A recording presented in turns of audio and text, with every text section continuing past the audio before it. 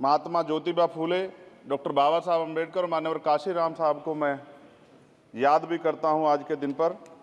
साथ साथ नगीना की महान जनता और भीम आर्मी और हमारी पार्टी आज़ाद समाज पार्टी काशीराम के साथियों का भी धन्यवाद करता हूं। इसके बाद अपने कुल गुरु जगत गुरु सदगुरु रविदास जी महाराज को भी मैं नमन करता हूं, जिन्होंने दुनिया को लगभग 600 साल पहले बेगमपुरा शहर के रूप में दुनिया का सबसे महान लोकतांत्रिक दर्शन दिया। अध्यक्ष महोदय, माननीय सभापति जी, 14 अगस्त 1947 को ये देश अंग्रेजों के अधीन था।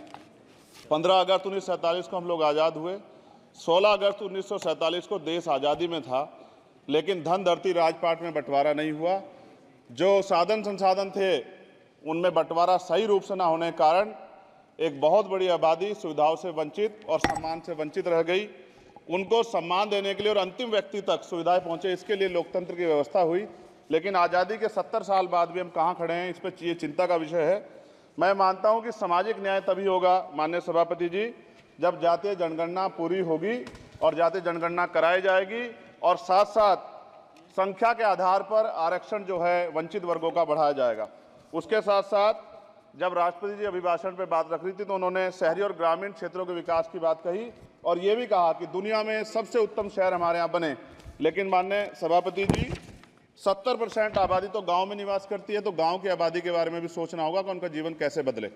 माननीय सभापति जी, उच्च शैक्षणिक संस्थानों में बहुजन समाज के जो छात्र हैं उनके साथ कास्ट एट्रोसिटी हो रही है, निरंतर उनकी हत्या हो रही है। साथ साथ जो सरकारी कर्मचारी हैं दफ्तरों में, उनके साथ भी जो SC ST OBC और मुस्लिम और अन्य धार्मिक अल्पसंख्यक, उनके साथ भी माननीय सभापति जी जातिगत और धार्मिक जो है शोषण किया जा रहा है। इसलिए मेरी मांग भी है कि पुरानी पेंशन को भी अध्यक्ष जी बहाल किया जाए। जो कर्मचारी देश की सेवा में लगे हैं उनका भी सम्मान होना चाहिए। साथ साथ सभापति जी, भाजपा ने चुनावी लाभ के लिए सबका साथ सबका विकास के नारे दिए जो खोखले हैं, क्योंकि 10 साल में दलित, पिछड़े, आदिवासी, मुस्लिम और अन्य धार्मिक अल्पसंख्यक जो अत्याचार हुए हैं वो किससे छिपे हुए नहीं हैं। ये गलत है, ये बंद होना चाहिए।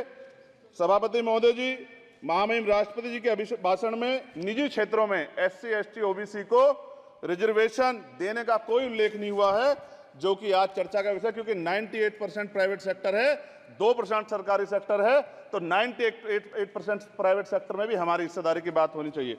माननीय सभापति जी, आशा कार्यकर्ताओं, आंगनबाड़ी वर्करों, भोजन माताओं के वेतन वृद्धि पे भी कोई उल्लेख नहीं हुआ है, वो भी अभी नंगे, उन पर भी सोचना पड़ेगा।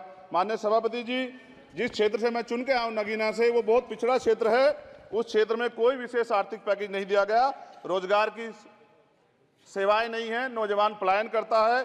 IIT, IIM, एम्स, केंद्रीय विद्यालय आदि शिक्षा में और चिकित्सा संस्थानों की स्थापना होनी चाहिए, जो कि नहीं है। और माननीय सभापति जी, मानसून सत्र आ गया है, मेरा क्षेत्र बाढ़ से बहुत प्रभावित है, इसलिए मैं आपसे आग्रह करूंगा कि वहां के लोगों को बाढ़ से निजात दिलाई जाए। माननीय सभापति जी, चीन हमें आंख दिखा रहा है और लगातार हमारे देश की सीमाओं में घुसपैठ कर रहा है, इसलिए अग्निवीर योजना को हटाकर पुनः सेना भर्ती शुरू की जाए और साथ साथ भारत की सबसे प्राचीन व बहादुर रेजिमेंट में से एक चमार रेजिमेंट को पुनः बहाल करा जाए, ऐसा भी मेरा आपसे आग्रह है। माननीय सभापति जी, पिछले सारे प्रधानमंत्रियों ने मिलकर जितना कर्ज लिया है उससे दुगना कर्ज हमारे वर्तमान के प्रधानमंत्री जी ने लिया है। किसान अगर अपना कर्ज माफ कराने के लिए जाता है तो लाठी झेलनी पड़ती है, जबकि सरकार ने धन्ना सेठों का 15 लाख करोड़ रुपया माफ किया है। इस ओर हमें ध्यान देना पड़ेगा, हमारी आने वाली पीढ़ियों को ये कर्ज चुकाना पड़ेगा। माननीय सभापति महोदय जी, किसानों को MSP की लीगल गारंटी तथा किसानों का कर्ज माफ होना चाहिए। साथ साथ 2 अप्रैल 2018 को SC ST के बच्चों पे बहुत बड़े पैमाने पे मुकदमे लगे थे, वो हमारी लड़ाई सही थी, ये सुप्रीम कोर्ट ने माना और बाद में सरकार ने माना, वो मुकदमे तुरंत वापस होने चाहिए।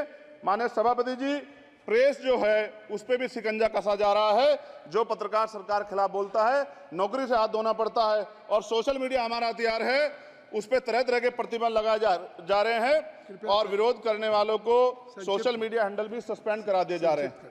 साथ साथ सभापति जी, पेपर लीक और परीक्षाओं के कैंसिल होने से देश के नौजवानों का भविष्य खतरे में है। नीट, यूपी सिपाही भर्ती सभापति जी और 69,000 शिक्षक भर्ती में आरक्षण घोटाला हुआ है, कोई पूछने वाला नहीं, खून के आंसू रो रहे हैं बच्चे, बेरोजगारी का दंश युवा झेल रहे हैं। इसलिए मेरा आग्रह है कि युवाओं के लिए कृपया समाप्त करें चंद्रशेखर जी। माननीय सभापति जी, मैं पहली बार बोल रहा हूं, आप कहेंगे मैं बैठ जाऊंगा, मैं आपकी बात, मैं संवैधानिक मर्यादा का पालन करूंगा, मगर हम तो माननीय सभापति जी सुन ही रहे हैं। आप बोलिए, 1 मिनट। धन्यवाद, धन्यवाद एक मिनट और बोलिए। अध्यक्ष सभापति जी, नारी सम्मान की बात करने वाली सरकार, हमने मणिपुर देखा सर, हमने पहलवान बेटियों का हर्ष देखा सर, और हमने सर हाथरस की बेटी का हर्ष देखा सर, और हाथरस के परिवार को जो वादा किया था सरकार ने वो भी पूरा नहीं किया, और महिलाओं में भी स्पेशली दलित, पिछड़े और मुस्लिम वर्ग की, आदिवासी वर्ग की महिलाओं के साथ आज भी एनसीआरबी का डाटा कहता है सर जो जुल्म हो रहा है वो सहनीय नहीं है सर। साथ साथ कोविड में तैरती, हमने कोविड में बहुत सुना सर, कोविड में तैरती लाशें भी गंगा में हमने देखी है सर, और मजदूरों का हाल भी हमने देखा है।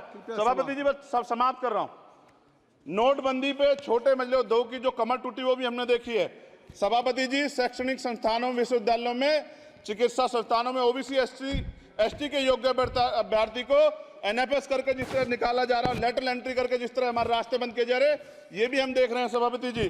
साथ साथ मेरा ये कहना है सर, ये सबका इशू है कि प्राइवेट कर्मचारी सर और सरकारी भी कई जगह पे 8 से ज्यादा घंटों से काम करते हैं, और उनको जो सर उचित वेतन भी नहीं मिलता, तो न्यूनतम वेतन 20,000 रुपए तय हो और 24 घंटे की ड्यूटी। उदाहरण के तौर पे यूपी पुलिस सर बहुत पूरा काम करते हैं वो लोग, वो राज्य के विषय हैं। आप यहाँ सर मैं आपके राज्य सरकार के लिए भी आपके संज्ञान में डाल रहा हूँ विषय सर, पुलिस सब जगह है सर, लेकिन सवाल ये है सर, बहुत पसीना बातें हैं, 8 घंटे की ड्यूटी और वेतन विसंगति, बॉर्डर स्कीम से उनको जो बाहर किया जाए।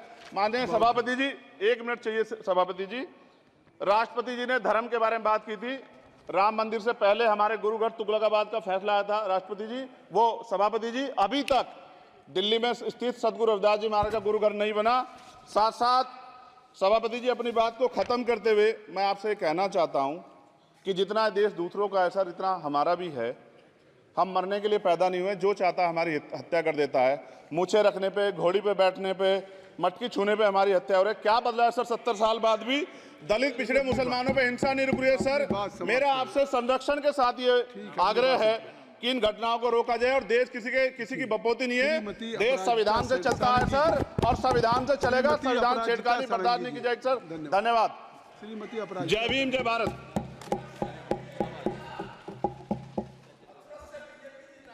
आदरणीय सभापति